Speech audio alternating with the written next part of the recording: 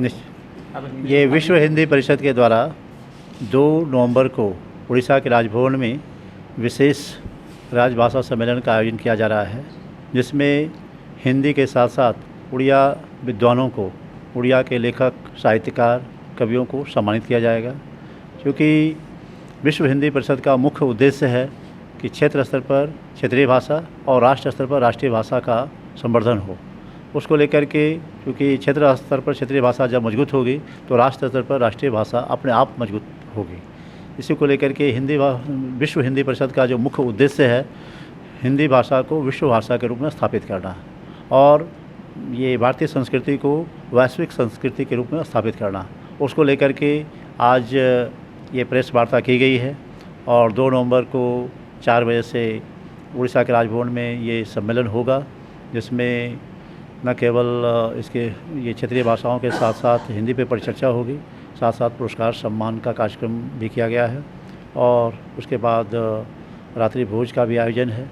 क्योंकि उड़ीसा पूरे न केवल आस्था का केंद्र है, बल्कि पूरे राष्ट्र का चेतना का भी केंद्र है। और यहाँ से हम जब क्षेत्रीय भाषाओं के साथ साथ हिंदी की बात करते हैं तो पूरे देश और विश्व के अलग अलग देशों में भी इसका एक बहुत अच्छा संदेश जाएगा। तो हम सब लोग ऊर्जा के साथ, भगवान जगन्नाथ के आशीर्वाद के साथ, ये संकल्प के साथ यहाँ से लौटेंगे कि हिंदी भाषा को विश्व भाषा के रूप में जल्द से जल्द स्थापित किया जाए। और जब हम विश्व गुरु बनने की बात करते हैं तो भारतीय संस्कृति को वैश्विक संस्कृति के रूप में स्थापित करना, क्योंकि पूरी दुनिया में भारतीय संस्कृति का एक अलग मान सम्मान है, एक सम्मान की नज़रों से देखा जाता है। हम सभी भारतीयों का परम कर्तव्य है, ये 150 करोड़ देशवासियों का ये कर्तव्य है कि कैसे हम अपनी भाषा को ज़्यादा से ज़्यादा सम्मान दें और उसको विश्व भाषा के रूप में स्थापित करें। इसके लिए न केवल हम भारतीय, बल्कि अलग दुनिया के अलग अलग देशों में रहने वाले अप्रवासी भारतीय भी इसमें बहुत मजबूती से लगे हुए हैं। क्योंकि विश्व हिंदी परिषद का हर एक राज्यों में, हर एक विश्वविद्यालयों में और दुनिया के अलग अलग देशों में इकाइयाँ हैं जो कार्यकारिणी के रूप में काम करती है और हिंदी भाषा को स्थापित करने में, हिंदी भाषा को विश्व भाषा के रूप में बनाने में बहुत महत्वपूर्ण योगदान दे रही है। धन्यवाद। प्रसाद मिश्र, राष्ट्रीय उपाध्यक्ष विश्व हिंदी परिषद।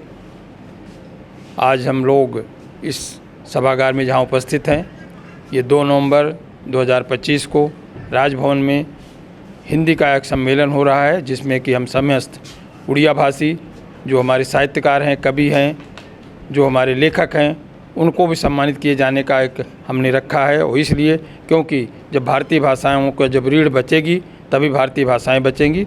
और भारतीय भाषाओं के लिए आज ये सम्मेलन इस तरह हमने तय किया है कि समस्त भारत में, तमिलनाडु में, केरल में, आंध्र प्रदेश में ये क्षेत्रीय सम्मेलन किया जाए और क्षेत्रीय सम्मेलन के माध्यम से भारतीय भाषाओं को अब आगे बढ़ाया जाए और राष्ट्रीय स्तर पर हिंदी को आगे बढ़ाया जाए। यह उद्देश्य विश्व हिंदी परिषद का है। आज उसी कड़ी की पहली श्रृंखला यहाँ शुरू हो रही है और मुझे आशा है भगवान जगन्नाथ की कृपा होगी तो यह श्रृंखला बढ़ते बढ़ते जो हमारे 36 कुल हैं प्रांत हैं, उन सब में जा करके ये श्रृंखला बनेगी। अंत में दिल्ली में एक ऐसा महासम्मेलन होगा कि भारत को, जो हमारी विश्व हिंदी परिषद की जो पहचान है कि इसको वैश्विक भाषा, राष्ट्रभाषा बनाना है, तो इसको राष्ट्रभाषा, वैश्विक भाषा के लिए संकल्प को पूरा करने के लिए हम लोग दिल्ली में भी महाआयोजन करेंगे।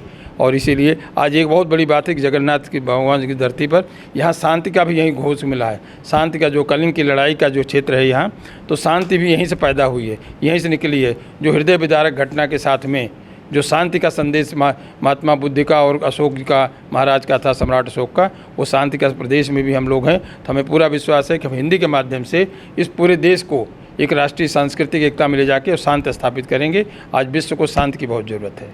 बहुत बहुत धन्यवाद।